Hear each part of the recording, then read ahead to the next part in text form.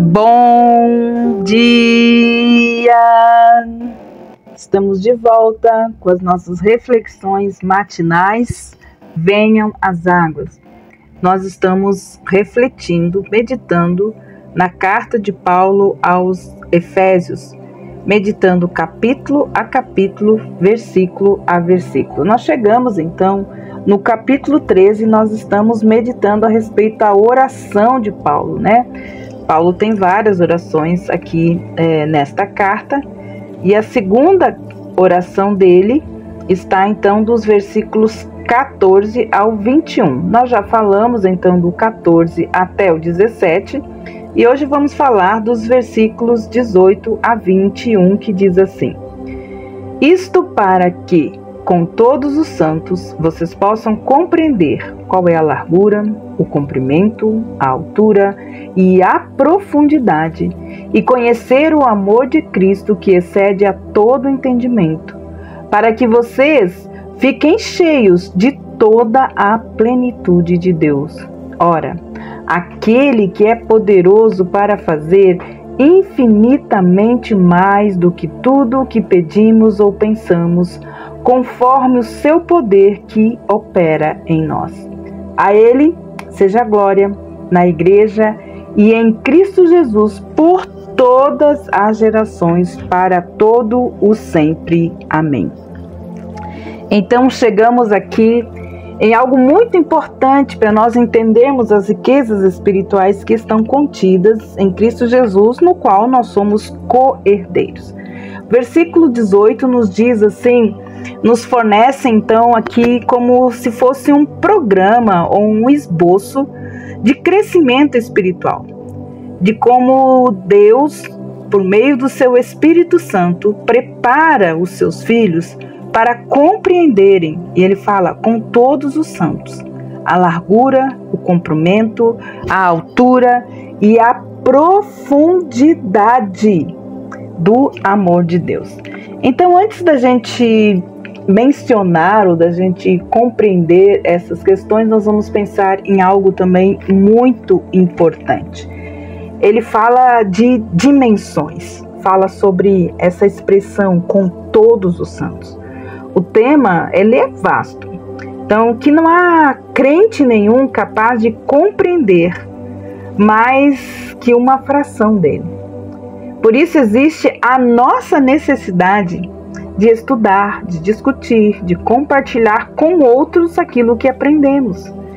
Pois o Espírito Santo pode utilizar as reflexões, as experiências espirituais conjuntas, os testemunhos de um grupo de crentes dedicados para lançar vamos pensar assim, um dilúvio de luz sobre as Escrituras. Porque nós passamos a conhecer Deus não só também pela palavra, mas também pelo testemunho da forma como Deus tem intervido na vida daqueles que o amam, daqueles que o buscam e professam a fé em Jesus Cristo. Geralmente, então, essas dimensões são consideradas referentes sempre ao amor de Deus. Somos todos os dias tocados pelo amor de Cristo. Somos alimentados pelo amor de Cristo, somos supridos, protegidos, guardados pelo amor de Cristo. Então, mesmo que o texto não diga isso expressamente aqui, de fato, o amor de Cristo, ele é aqui mencionado separadamente na cláusula seguinte que nós vemos aqui, que são as dimensões que se referem, então, ao seu amor. Então, a ligação pode ser feita assim, quando fala assim, compreender com todos os santos a largura, nós podemos lembrar lá de João 3,16, que diz, porque Deus amou o mundo de tal maneira que deu o seu Filho unigênito, para que todo aquele que nele crê não pereça, mas tenha a vida eterna. Então, a largura, o mundo inteiro, ele é, então, extensivo amor de Cristo ao mundo inteiro. Quando fala de comprimento, nós podemos pensar no para todo o sempre, que nós vemos lá então em 1 Coríntios capítulo 13, versículos de 13, versículo 8, que nós vamos então fazer a leitura, que diz assim: o amor, ele jamais acaba. Havendo profecias, desaparecerão. Havendo línguas, cessarão. Havendo ciência, passará. Então aqui pensamos no cumprimento do amor de Deus, um amor que é para todo sempre. Agora, quando a gente pensa em profundidade, a profundidade desse amor, nós podemos ver lá em Filipenses, capítulo 2, versículo 8, falando então a respeito da profundidade. Quão profundo seria esse amor? Até a morte de cruz, que nos diz assim então a palavra: e ele se humilhou, tornando-se obediente até a morte, e a morte de cruz. Então esta é a profundidade do amor de Cristo por nós, até a morte e morte de cruz.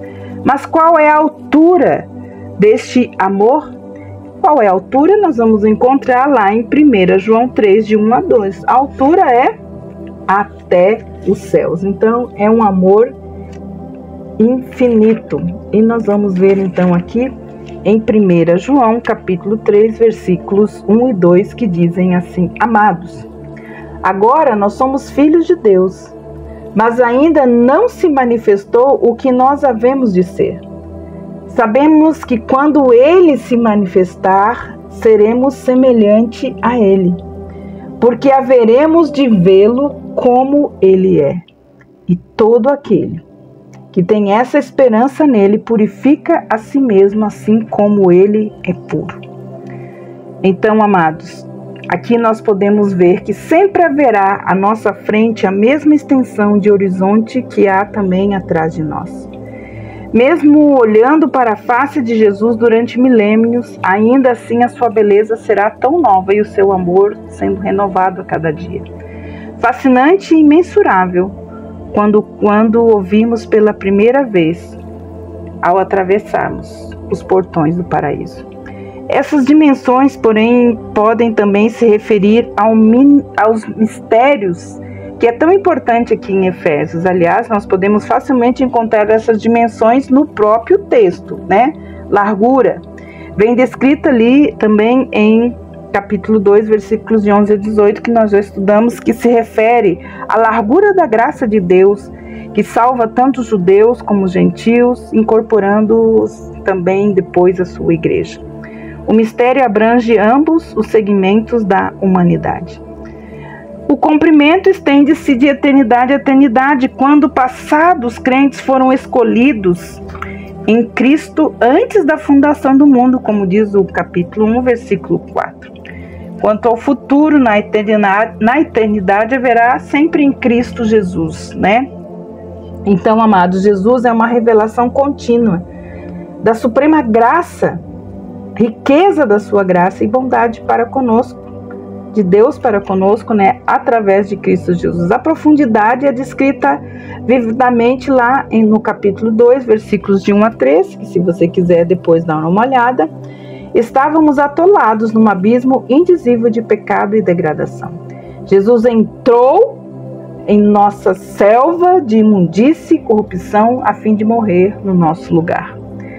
A altura é vista em capítulo 2, versículo 6, que mostra que fomos não somente ressuscitados, mas também fomos entronizados com Cristo nos lugares celestiais para compartilhar então da sua glória.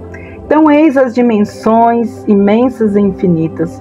Então, quando nós consideramos, não podemos fazer, exceto, como diz um dos escritores, pôr em ordem esse tumulto de tantas palavras santas. É isso que nós devemos fazer ao ler, ao estudar e meditar e crer em tudo isso. Em seguida, o apóstolo Paulo pede aos santos que possam conhecer por experiência o amor de Cristo, que excede a todo o entendimento. Ele fala isso no versículo 19. Nunca poderíamos sondá-lo completamente, porque se trata de um oceano sem praias. Porém, cada dia nós podemos aprender um pouco mais.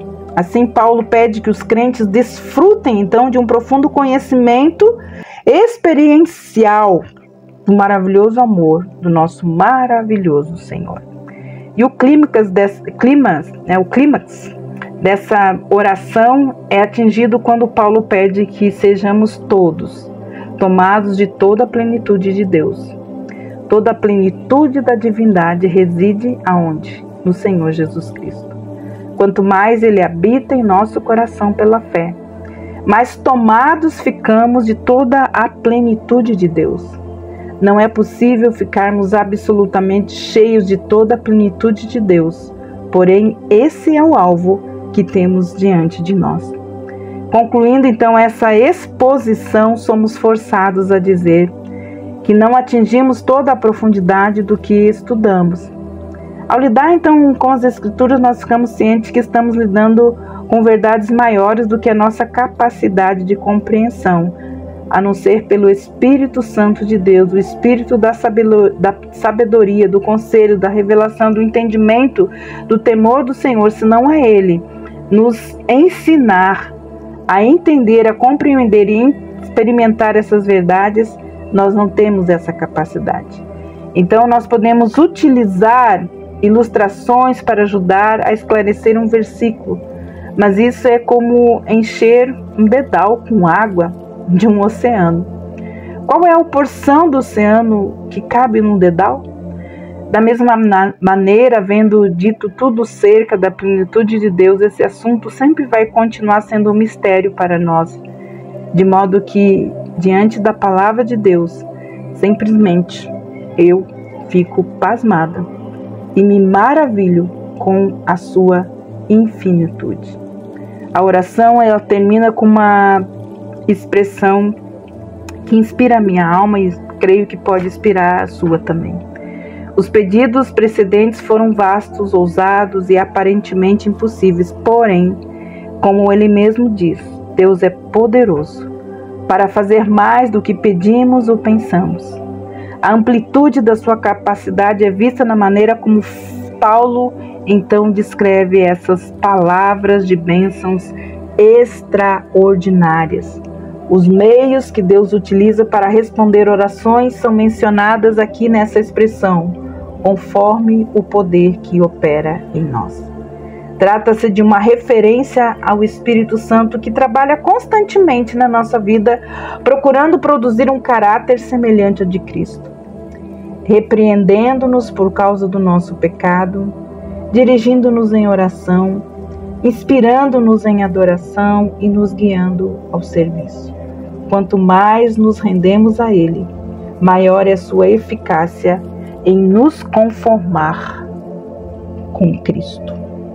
A Ele seja glória na Igreja e em Cristo Jesus por todas as gerações, para todo sempre. Amém. Amados, Deus é o alvo da adoração eterna. Que a sua sabedoria e o seu poder sejam manifestos de todas as formas nós podemos ver. Que nós possamos louvar ao nosso Senhor, dando glórias a Ele, porque a sua glória é eterna. A Igreja, Cristo é o cabeça e os crentes são o corpo.